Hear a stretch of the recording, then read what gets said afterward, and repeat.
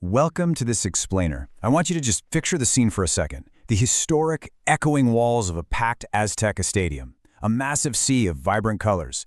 The roar of tens of thousands of fans, just echoing right into the sky. You know, the opening day of the 2026 FIFA World Cup didn't just meet our expectations, it completely shattered them. It delivered a script so packed with overwhelming emotion, sheer unpredictability, and tactical brilliance that you literally couldn't have written it better in Hollywood. We are looking at a day that gave us two phenomenal matches in Group A, starting with a clash between Mexico and South Africa that had absolutely everything. Now, to truly understand the gravity of this opening match, we really have to start right here, with the human element. Back in 2020, Mexico's Raul Jimenez suffered a horrifying skull fracture. Doctors actually told him he might never play professional football again. Add to that the heartbreaking recent loss of his father, and, well, you can only begin to imagine the weight on his shoulders stepping onto that pitch. Yet, against all odds, wearing his protective headgear, he didn't just play, he scored a brilliant header. Seeing his reaction, the tears streaming down his face as he realized what he'd just accomplished on the world's biggest stage, it was just an unbelievable testament to human resilience. It was absolutely the emotional anchor of the entire day. And while Jimenez provided that incredible emotional crescendo, it was Julian Quiñones who permanently etched his name into the history books. Wearing that number 16 jersey, Quiñones scored the very first goal of the 2026 FIFA World Cup. Coming off an unbelievable club season with 33 goals over in the Saudi Pro League, he showed up exactly when it mattered most. His finish? Oh, it was elegant, clinical, and just completely technically superior. Honestly, if he hadn't hit the post later on, he would have easily had a brace. His performance really set the tone for Mexico's dominant 2-0 victory, showing a level of quality that South Africa simply struggled to match. Okay, let's dive into this, because before a ball was even kicked, we had the opening ceremony to digest, and it was definitely a mix of highs and lows. On one hand, you had the sheer star power of Shakira and J Balvin bringing that undeniable World Cup vibe to a breathtaking, packed Azteca. The colors, the pyrotechnics, the whole shebang, it was spectacular. But on the flip side, the execution felt surprisingly disjointed. There were these kind of awkward pauses between the performances, the singing, and the players walking out for the anthems. It just broke the momentum. When you compare it to the incredibly immersive holographic magic of Qatar 2022 featuring Morgan Freeman, this one felt just a little bit lacking in that cohesive cinematic polish. Section 1. Chaos at the Azteca. The game devolves into mayhem. Because if the opening ceremony was slightly disjointed, the match itself quickly spiraled into absolute, unadulterated chaos. The beautiful, emotional highs we just talked about were completely contrasted by a level of on-pitch madness that we haven't seen in a World Cup opener in a very long time. 3. That is the number of red cards issued in this single 90-minute match. To put that into perspective, across all 64 matches of the entire 2022 FIFA World Cup, there were only 4 red cards total. And we almost matched the entire previous tournament's tally on day 1 alone. Absolutely wild. Let's walk through this timeline of mayhem. So in the 61st minute, a South African substitute enters the pitch. Fast forward to the 84th minute, and in a moment of pure madness, he literally slaps a Mexican opponent. A literal slap, straight red, obviously. But the mayhem didn't stop there. Late in the game, Mexico center back Cesar Montes gets sent off with a highly controversial red card for DOGSO, denial of a goal-scoring opportunity. Now, looking closely at the replay, Montes didn't even appear to be the absolute last man, and the attacker was drifting away. A yellow card? For sure, but a straight red? That technicality is going to be fiercely debated, and losing Montes is a massive blow for Mexico's upcoming fixtures. Section 2. South Korea's Tactical Masterclass. Clinical Precision against Czechia. As the dust settled on Mexico's chaotic victory, the tournament shifted focus, and what a stark contrast it was. If the first game was defined by emotion and chaos, South Korea's stunning 2-1 comeback win against a highly defensive Czechia was a masterclass in clinical, tactical precision.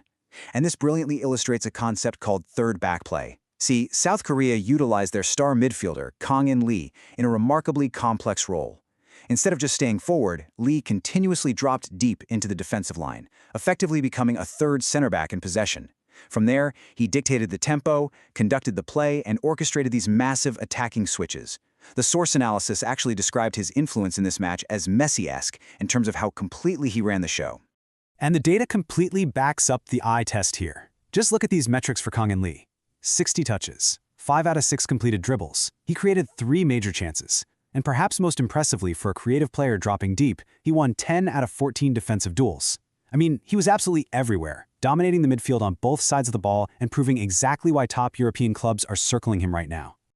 But Kang In Lee wasn't alone out there. We have to talk about the unsung hero of this match, defensive midfielder Hwang In-bum. This is simply astonishing. A defensive midfielder taking 93 touches. That's the most of anyone on the pitch. But he wasn't just safely recycling possession. He was relentlessly making line-breaking runs far beyond the Czech defense. He essentially abandoned traditional defensive rigidity to play fluid football, and he was ultimately rewarded with both a goal and an assist. Just a magnificent, under-the-radar performance. The contrast in philosophy between these two teams was glaring.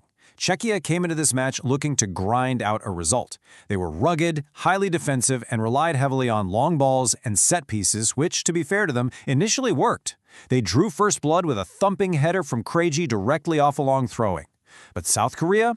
They stuck to their guns. They maintained their back three formation, kept high possession, utilized fluid positional rotation, and just relentlessly created chances until the dam finally broke. Section 3. The Hydration Break Shift. A 75th minute reset. The moment that dam broke came down to a fascinating turning point. It wasn't just a great pass or a lucky bounce.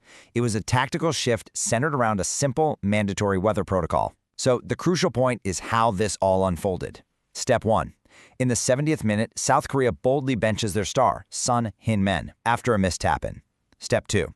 5 minutes later, there's a mandatory hydration break due to the 25-degree heat.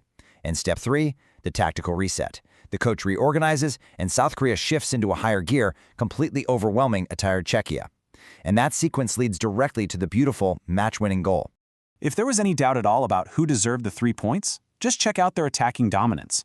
South Korea generated an expected goals, or XG, of 1.84. They peppered the Czech goal with 15 total shots and impressively registered 23 touches inside the opponent's box. They didn't just hold the ball for the sake of it. They played constructive, threatening football that mathematically and practically earned them that sensational comeback. Section 4. The Aftermath. Group A standings. What a whirlwind of a day. After 180 minutes of tears, tactical masterclasses, and literal slaps on the pitch, here is how Group A is shaping up.